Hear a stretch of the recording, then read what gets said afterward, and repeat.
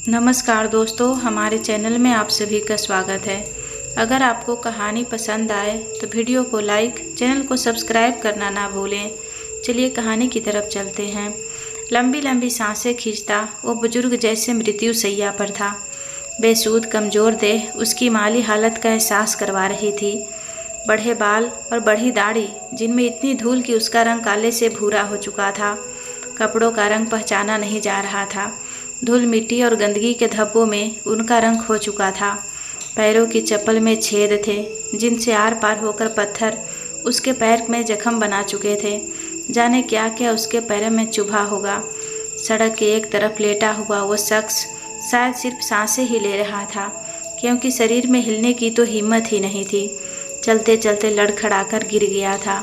जब कई घंटे नहीं उठा तो आसपास के लोगों ने पुलिस स्टेशन फ़ोन किया, मगर कोई न आया।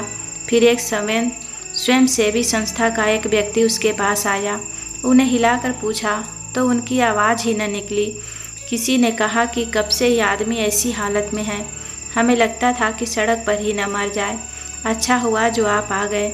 वो व्यक्ति उसको अपनी टीम की मदद से अपने साथ ले गया।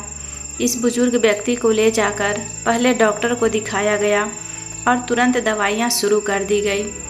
थोड़ा होश होने पर उनके लिए खाना लाया गया। खाना देखकर बुजुर्ग की आंखों में आंसू आ गए थे। फिर खाना खाकर उनके चेहरे पर थोड़ा सुकून दिखाई दिया।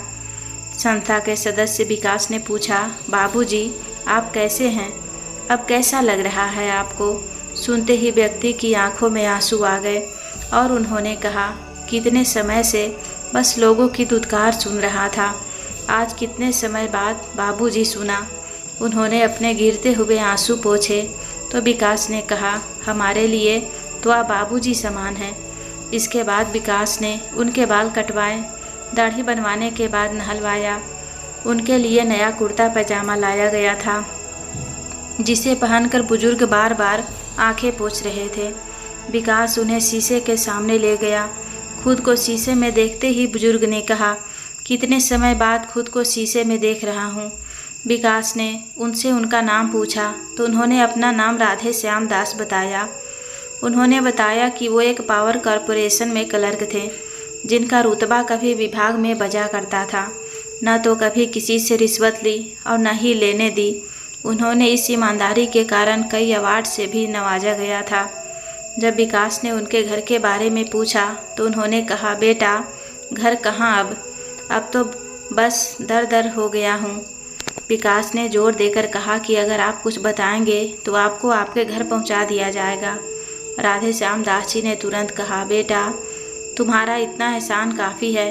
अब बचे हुए जीवन में और दुत्कार नहीं चाहता और न ही अब बेइज्जती सह सकता।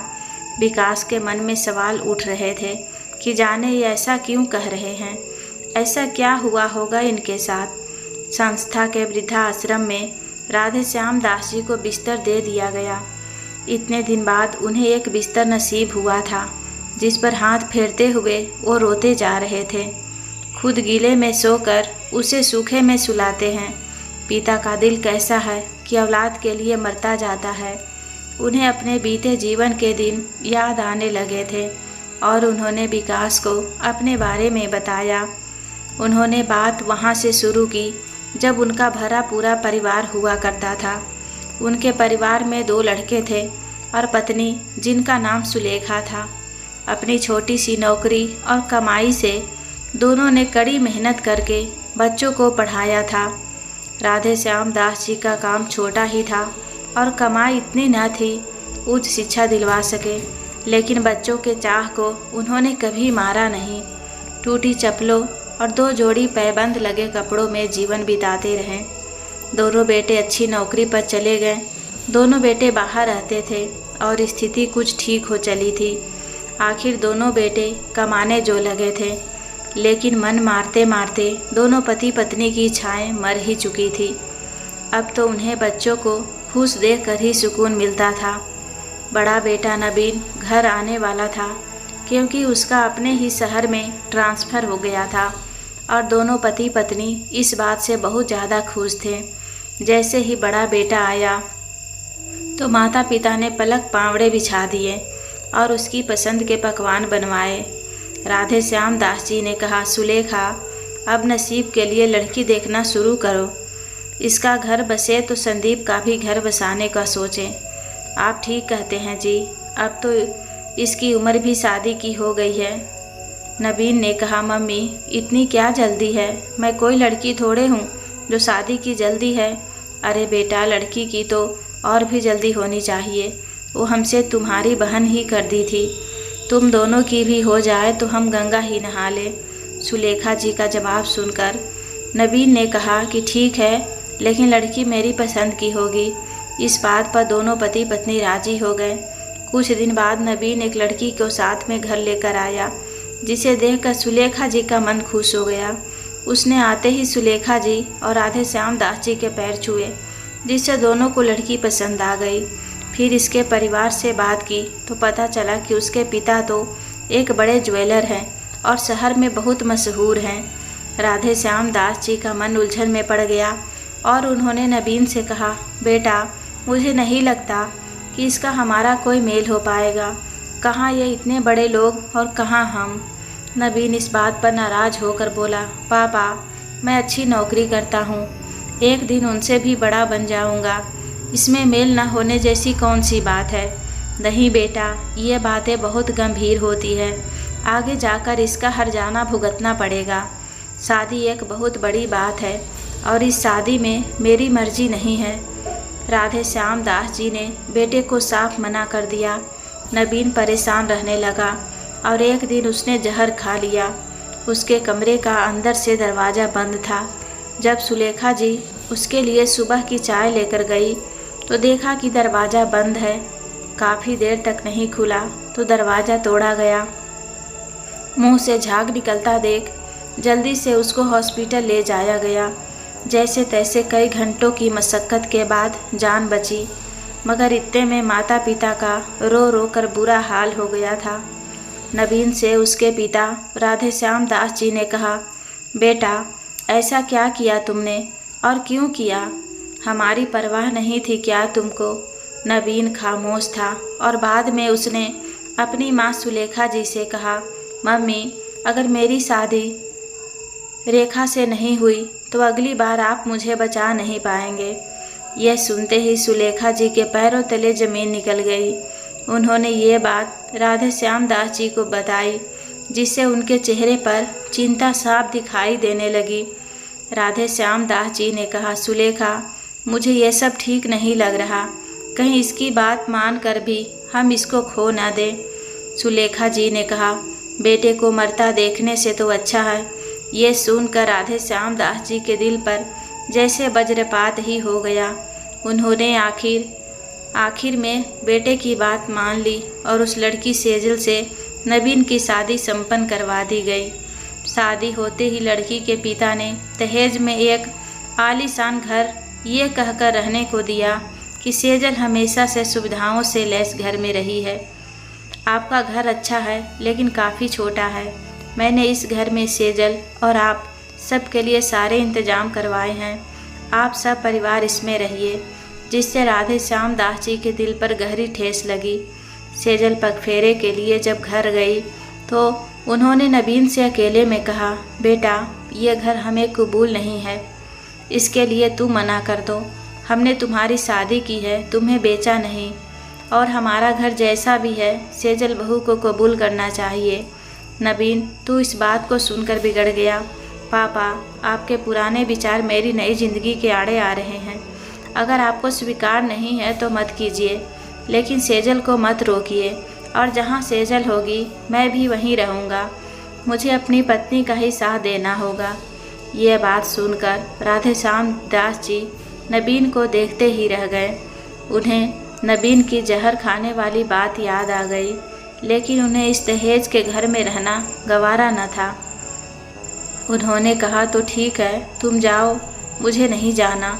सुलेखा जी ने कहा, अजी समझते क्यों नहीं हैं आप? ये आजकल के बच्चे हैं, इनके रिश्ते ऐसे ही होते हैं। अब हमारी ज़िंदगी भला कितने दिनों की है जो इस तरह बैर करे और दखल अंदाजी करे। आपको खुशी खुशी बच्चों का साथ देना चाहिए। नवीन और उसके छोटे बेटे संदीप ने तुरंत कहा, मम्मी सही कह रही है पापा, थोड़ा सा तो सोचिए। राधे श्याम दास जी ने सबकी तरफ और फिर गुस्से में कहा, सुलेखा, कम से कम तुमसे ऐसी उम्मीद नहीं थी। तुम्हें कुछ याद नहीं या सब भूल गई? मैंने किस तरह मेहनत करके खुददारी से इन्हें पढ़ा लिखा कर बड़ा किया है। इधर आओ। ये कहकर राधे श्याम दास जी सुलेखा जी का हाथ खींचते हुए स्टोर रूम तक ले गए। पीछे पीछे उनके दोनों बेटे भी पहुंच गए। एक पुराने से संदूक का ताला खोलकर उसमें रखे सामान के नीचे एक पॉलीथीन में दबी चप्पल निकाल कर कहा, ये याद है तुम्हें? इनमें बने ये छेद देखो, ये कैसे हुए जानती हो? मेहनत कर घिसने से। मैं नई खरीद कर नहीं पहन पाया था, क्योंकि बच्चों की फीस, पढ़ाई, घर के खर्च सब मुंह बाड़े खड़े रहते थे। क्या तुम में से किसी से मैंने कहा कि तुम्हारे खर्च बाद में, पहले मैं अपने लिए चप्पल लाऊंगा? बोलो, कभी कहा क्या? अब बोलती क्यों नहीं सुलेखा? सुलेखा जी आंखों में आंसू भरे खामोश खड़ी थी। उनके हाथ में टूटी चप्पल देखकर नबीन ने कहा, पापा, आप हमें इमोशनल ब्लैकमेल मत कीजिए। ऐसे चप्पल कौन संभाल कर रखता है? इनको फेंकिए और इसको यादों को भी बाहर फेंकिए। आपको मूव ऑन करना चाहिए। सेजल देखेगी तो क्या सोचेगी कि आप कभी ये भी पहनते थे। राधे श्याम दास जी का गुस्सा नबीन की बातों से 7वें आसमान पर पहुंचा और वो जोर से दहाड़े, तुम कहाँ जानो इनकी कीमत? इन्हें मैंने पाई पाई जमा करके खरीदा था और तुम लोगों के लिए एड़ियाँ रगड़ते हुए घिस भी दिया था। सुलेखा, ये मेरे जीवन की वो याद है जिसे मैं खोना नहीं चाहता, जिससे मेरे पैर ज़मीन पर रहे। और अपने बच्चों के लिए भी मैं यही चाहता था कि जैसी खुददारी से मैं जिया, हम वो भी वैसे ही जिए। लेकिन इनके 2 दिन के प्यार पर मेरे सारे जीवन की खुददारी भरी कमाई छोटी पड़ गई। राधे श्याम जिस जगह बोले रहे थे कि नबीन बीच में बोल पड़ा, पापा, आप हमको एहसान जता रहे हैं। एक माता पिता ये सब करते हैं। अगर आपने मन मारा है तो हमने भी मारा है।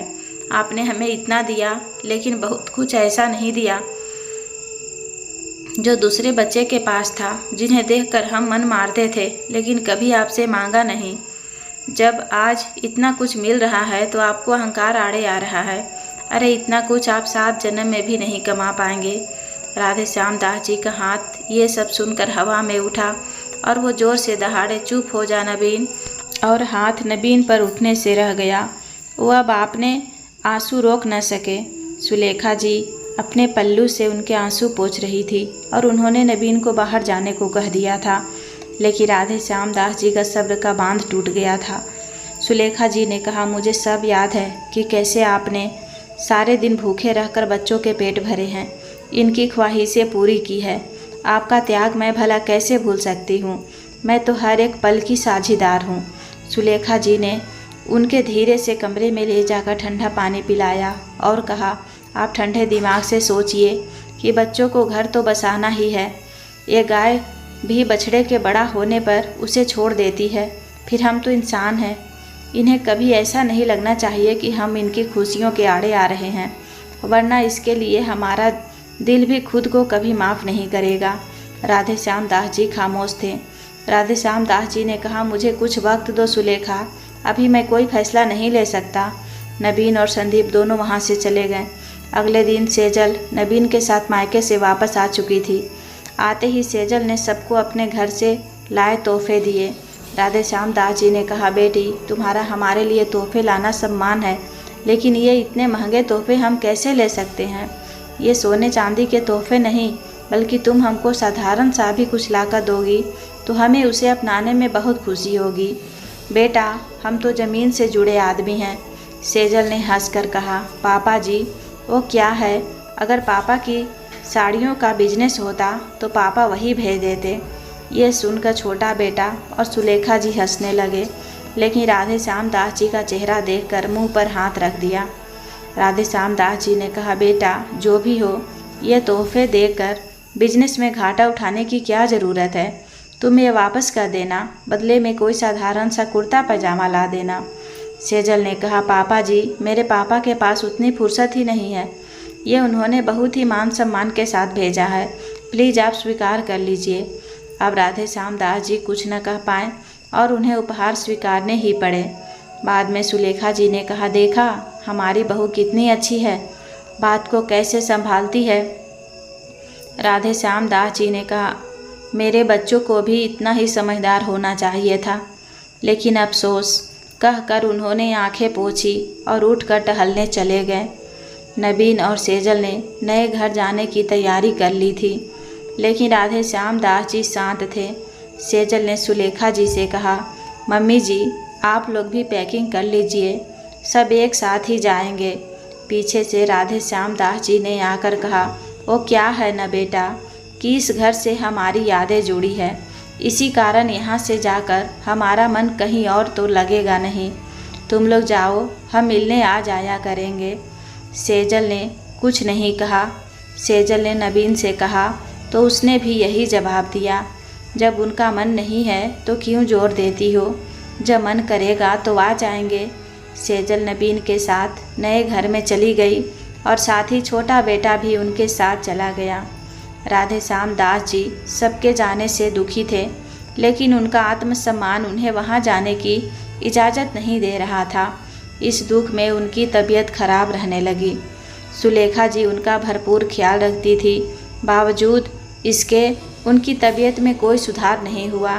राधे श्याम दास जी बिस्तर पर आ गए, लेकिन सुलेखा जी का लाख समझाने पर भी बेटे के यहाँ जाने को तैयार न हुए। उनका ख्याल अकेले रहते रखते सुलेखा जी भी बीमार रहने लगी और एक दिन उनका पांव फिसलकर गिरने से कूल्हे की हड्डी टूट गई।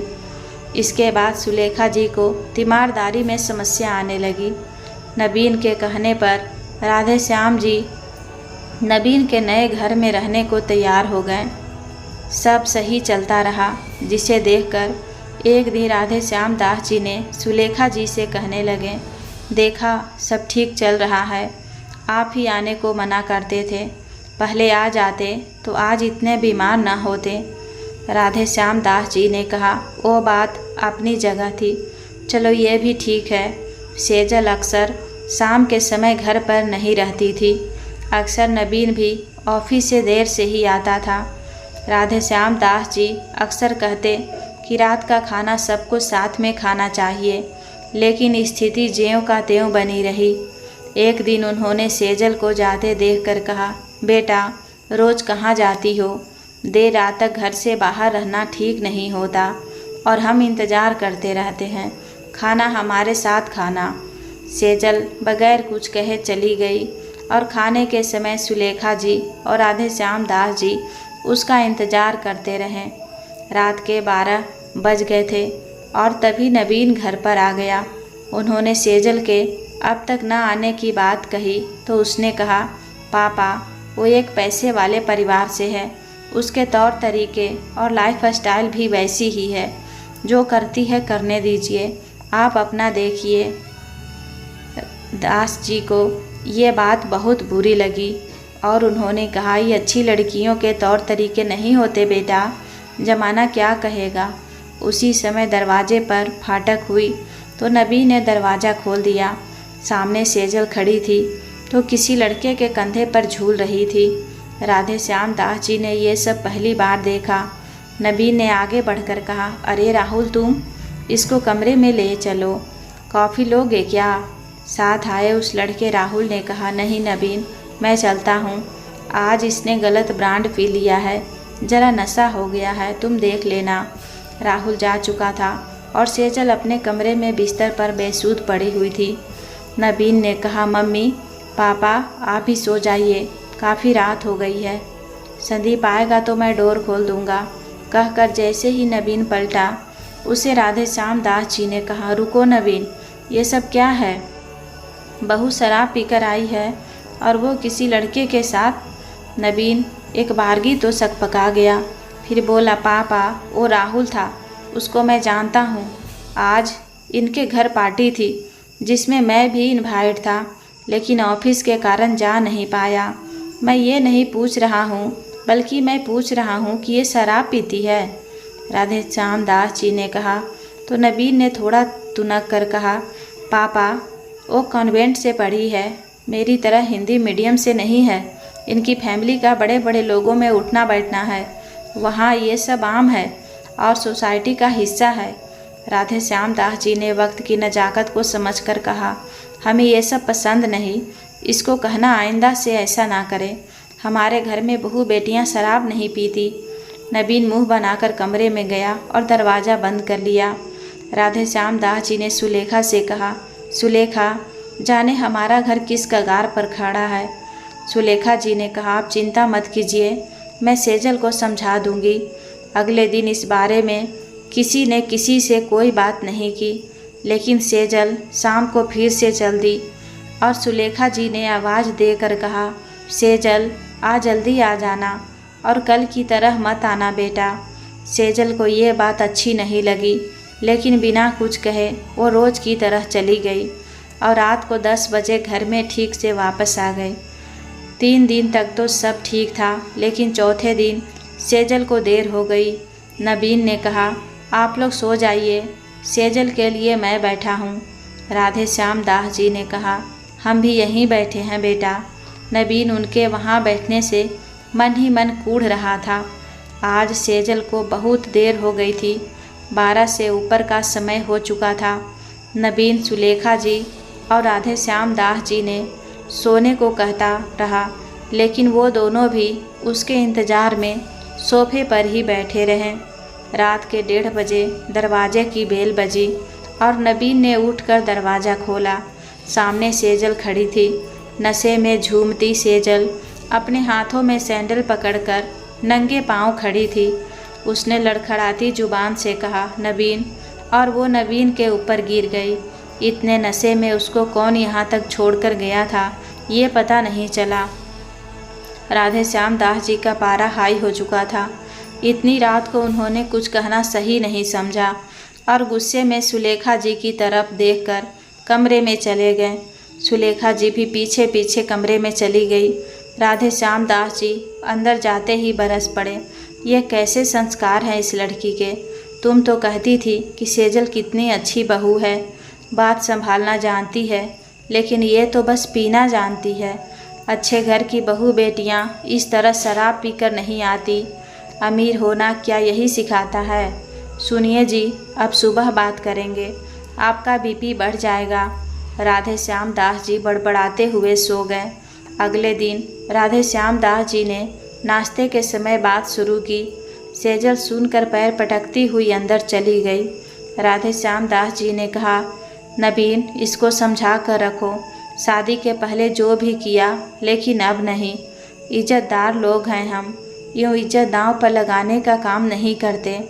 लेकिन पापा, उसको ऐसी पार्टियों की आदत है, वो शाम को घर में नहीं रह सकती। अब एकदम से आदत कैसे जाएगी? वो ऐसे माहौल से नहीं है।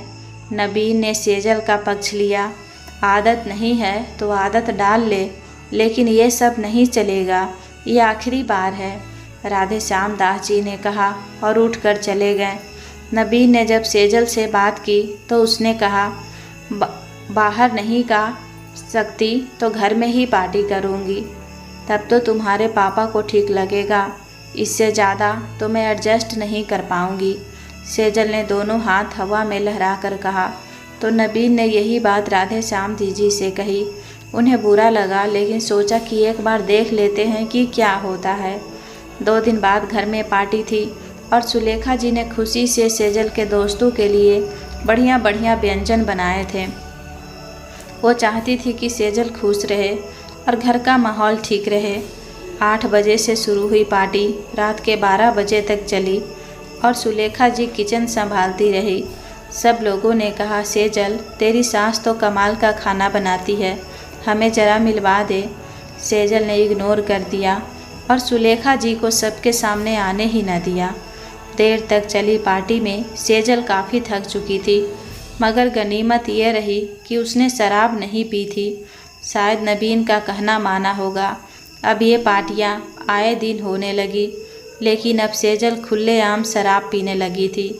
राधे श्याम दास जी ने कितनी बार नबीन से कहा कि सेजल को समझाए, लेकिन उसने कहा, पापा, ये हाई सोसाइटी की बातें हैं, आपको समझ नहीं आएगी और आप इतनी रोक टोक मत लगाइए। सेजल के पिता का घर है, उसे जो मन में आएगा करेगी। इसके बाद तो कुछ भी होता उसमें कोई कुछ नहीं बोलता था, लेकिन सुलेखा जी इतना काम संभाल नहीं पा रही थी। इतना सारा खाना और नाश्ते के व्यंजन रोज़ रोज़ बनाकर अब वो थक चुकी थी। इस उम्र में इतना खाना बनाना उनके बस को बात कहाँ थी। इसी कारण से एक दिन वो बीमार पड़ गई और सेजल के लिए यह बात चिंता का विषय हो गई, क्योंकि उसकी पार्टी की जान सुलेखा जी का खाना होता था। उसके 15-20 दोस्त अक्सर ही पार्टी में आते थे और सब सुलेखा जी की तारीफ करते नहीं थकते थे। राधे श्याम दास जी की कभी पार्टी का हिस्सा नहीं बने और न ही किसी से कभी मिले। वो हमेशा अंदर बैठे रहते थे। सेजल ने सुलेखा जी से जाकर कहा, खाना तो आपको ही बनाना पड़ेगा, दवाई खाइए और उठ जाइए, मेरी बेइज्जती मत करवाइए।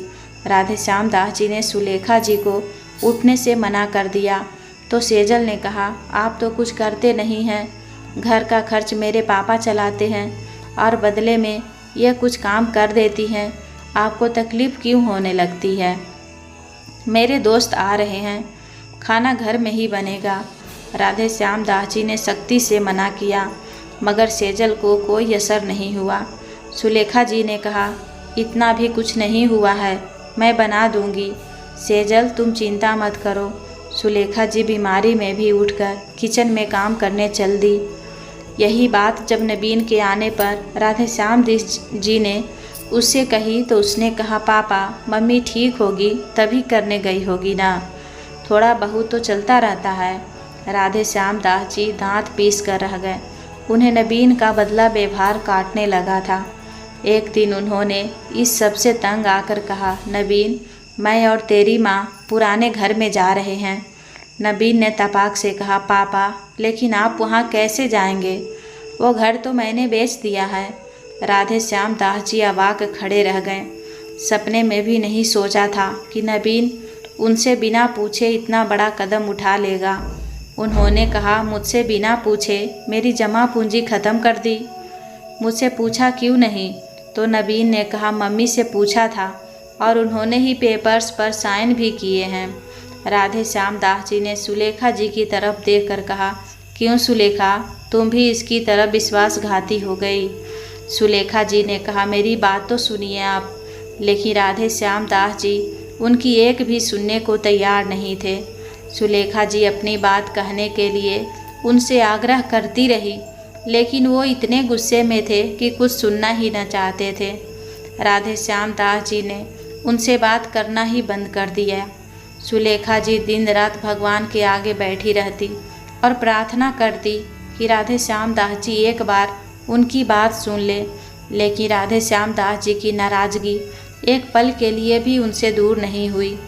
एक दिन सुलेखा जी खूब रोई और रोते हुए उन्होंने एक चिट्ठी लिखी।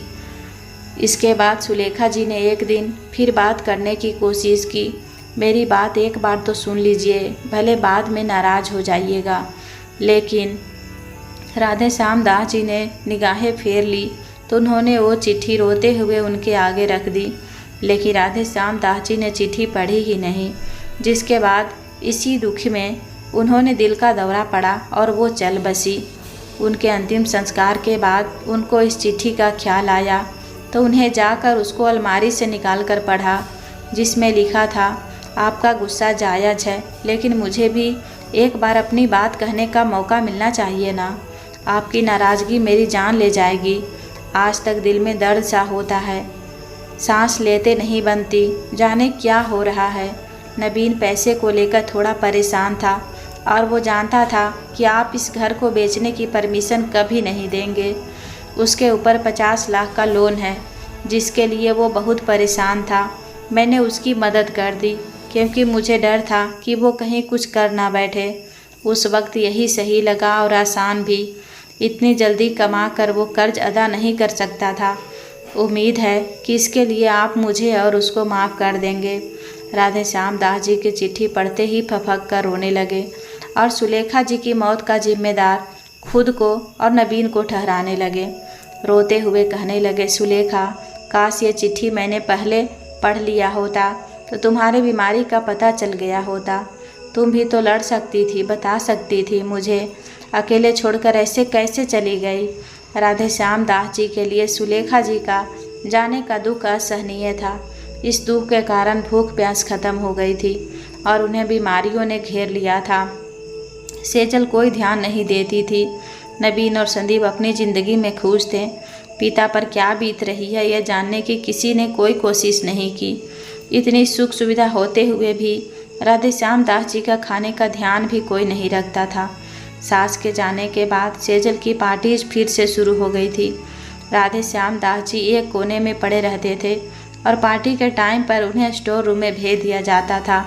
सेजल उनसे काम भी करवाने लगी थी। मेहमानों के आने से पहले ही सारी तैयारियां उनसे ही करवाती थी। पार्टी में खाने का साथ पीना भी खूब चला करता था।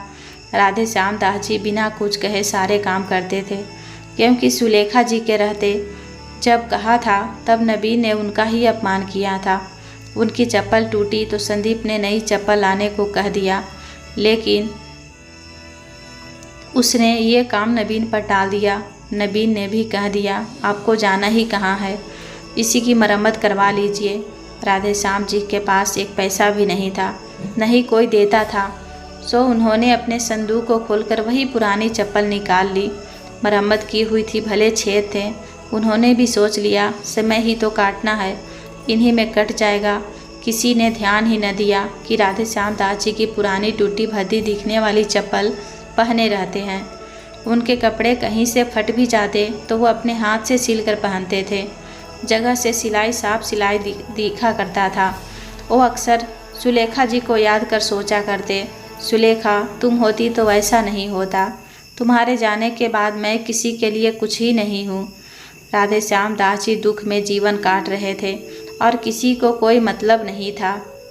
एक बार घर में पार्टी हुई तो सेजल ने उनसे सबको कोल्ड ड्रिंक देने के लिए कहा, तो राधे श्याम दास जी चाह कर भी मना न कर सके, क्योंकि सेजल का गुस्सा कौन झेलता। सब उनकी टूटी चप्पलों की ओर देख रहे थे और कभी उनसे सिलाई किए हुए कपड़ों की तरफ देख रहे थे। किसी ने पूछा, न्यू सर्वेंट है सेजल? सेजल ने कहा, ओह हाँ, बहुत मजबूर है ये, इसीलिए रख लिया। मुझे भी हेल्प करना पसंद है। उसने नहीं कहा कि ये मेरे ससुर जी हैं। उसकी ये बात सुनकर राधे श्याम दास जी चुपचाप ट्रे लेकर चले गए और स्टोर रूम में जाकर खूब रोए। उन्होंने नवीन से कहा तो उसने कहा, जब ऐसे रहेंगे तो यही कहना पड़ेगा, हमारा भी तो कोई स्टेटस है, ज़रूरत ही तो मांग लेते, सबके सामने ऐसे क्यों गई। राधे श्याम दास जी फटे पड़े और बोले, बाप की हैसियत बच्चों से होती है। अगर मेरे हाल ऐसे हैं तो तुम्हें भी तो नज़र आता होगा। हर बात पर हाथ फैलाकर भीख नहीं मांगूंगा। राधे श्याम दास जी की बातें सुनकर सेजल ने कहा, नबीन अपने बाप को थोड़ा समझाओ। रस्सी जल गई लेकिन बल नहीं गई। ये मेरा घर है और यहाँ रहकर ज़्यादा बोलेंगे तो धक्के देने में ज़्यादा देर नहीं लगेगी। तुम्हारे बाप को मेरी बेइज्जती करवाकर खूब मज़ा आया है। सेजल आग की तरह बरसने लगी थी। राधे श्याम दास जी से रहा न गया और कहा, मेरा घर बेचकर मुझे ही आंखें दिखाते हो तुम लोग, मेरा घर वापस करो। सेजल ने इस बात पर राधे श्याम दास जी को जोर से धक्का देकर कहा, बूढ़े इसी वक्त घर से निकल जा, तेरी कोई ज़रूरत नहीं है। ऐसा बाप किसी को नहीं चाहिए। मैंने बहुत झेल लिया, अब नहीं झेलूंगी। रोक टोक लगाता है। सेजल की इस हरकत पर नवीन कुछ नहीं बोला और खड़ा देखता रह गया। राधे श्याम दास जी की नवीन से बाकी बच्ची उम्मीद भी टूट गई। फटे कपड़े और टूटी चप्पल, जिन्हें देखकर कभी खुद की मेहनत पर गर्व होता था, वही पहनकर आज घर से बेघर हो गए थे। राधे श्याम दास जी सुलेखा जी के जाने से पहले ही टूट गए थे और आज बेटे सामने बहू ने घर से निकाल दिया था। जीवन में इज्जत कमाई थी, लेकिन आज कुछ भी नहीं बचा था। बाहर निकले तो सब उनके और चप्पल देखकर हंस रहे थे, लेकिन एक भी ऐसा नहीं था कि जिसे मदद करने का ख्याल भी आया हो। यह दुनिया कितनी बेरहम है, यही सोचकर भारी कदमों से राधे श्याम दास जी चलते जा रहे थे।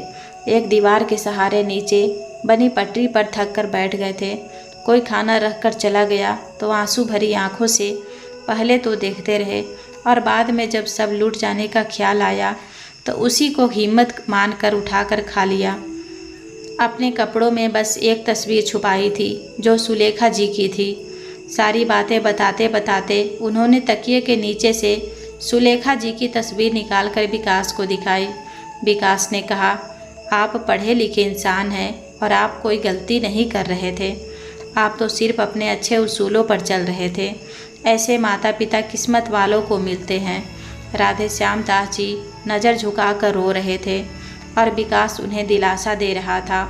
अब किसका काम था उन्हें उनका हक दिलाना, जिसके लिए उसे उनके घर का पता चाहिए था। उसने बातों बातों में बहाने से उनके घर का पता मांगा, जो उन्होंने दे दिया। विकास अपने साथ एक मेंबर को लेकर उनके दिए पत्ते पर पहुंचा और उनको वहां बड़ा बेटा नवीन मिला। उसने नवीन से कहा कि राधे श्याम दास जी से मिलना है, तो नवीन ने कहा कि उनकी तो डेथ हो गई है। विकास ये सुनकर हैरान हो गया और सोचने लगा कि कितने गिरे हुए बच्चे हैं। विकास ने कहा कि वो बैंक से आए हैं और उनके नाम पर कुछ पैसे हैं, उनके सिग्नेचर के बाद ही मिलते, क्योंकि कोई नॉमिनी नहीं है। अब डेथ के बाद सारे पैसे बैंक रख लेगा। इस पर नवीन सोच में पड़ गया और तुरंत बोला, अरे वास्तव में मेरे पापा थोड़े एबनॉर्मल हो गए थे और दिमागी हालत ख़राब हो गई थी। एक दिन जाने कहाँ चले गए और मिले नहीं, लेकिन लगता है कि कहीं जिंदा होंगे।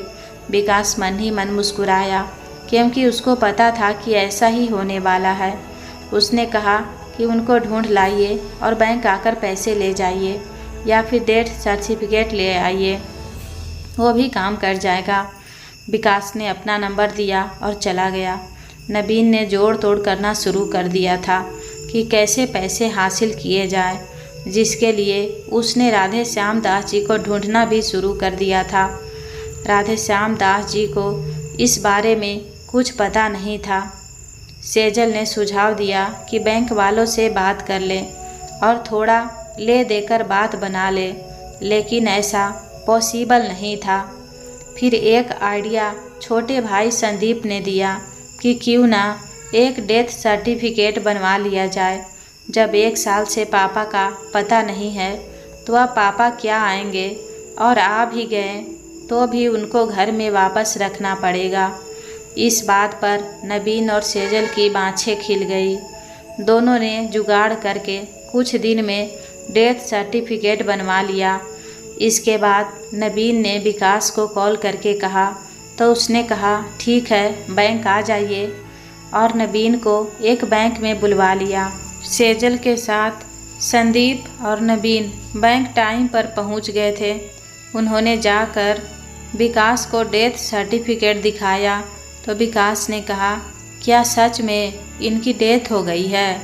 तो नवीन ने कहा, हाँ, ये अब नहीं है, हमको गलतफहमी हो गई थी। एक हॉस्पिटल से पता चल गया और उन्होंने ही ये बनवा कर दिया था। विकास मुस्कुराया और उसने पीछे केबिन में आवाज़ दी तो राधे श्याम दास जी सामने आ गए। सामने देखकर तीनों बेटे बहू का मुंह खुला का खुला रह गया। नवीन को अब सारा माजरा समझ में आ गया था कि ये सब उन्हें फंसाने के लिए किया गया था। विकास की एक कॉल पर पुलिस भी हाजिर हो गई थी, जिन्हें धोखाधड़ी के इल्ज़ाम में तीनों को गिरफ्तार किया। राधे श्याम दास जी के सारे बयान ले लिए गए, जिसमें तीनों पर इल्ज़ाम थे। सेजल पर घर से निकलने का इल्ज़ाम था, तो उसके पिता के कहने पर भी पुलिस ने उसको नहीं छोड़ा। राधे श्याम दास जी आश्रम में कुर्सी पर बैठे कुछ सोच रहे थे, तो विकास ने आकर पूछा, बाबूजी अब कैसा लग रहा है? तो उन्होंने कहा, बेटा कैसे कहूँ कि अच्छा लग रहा है। संतानें तो अपनी ही हैं, लेकिन न्याय के आगे हमेशा सिर झुकाता आया हूँ और अब भी झुकाऊँगा। करनी का फल तो सबको भुगतना पड़ता है। वाकई करनी का फल सबको ही भुगतना पड़ता है। जितना चाहे जतन कर लीजिए, लेकिन भगवान के घर देर है, अंधेर नहीं है। दोस्तों, उम्मीद करती हूँ कहानी पसंद आई होगी। कहानी पसंद आए तो वीडियो को लाइक, चैनल पर पहली बार आए हैं तो सब्सक्राइब करना नहीं भूलिएगा। कहानी को पूरा देखने के लिए दिल से धन्यवाद।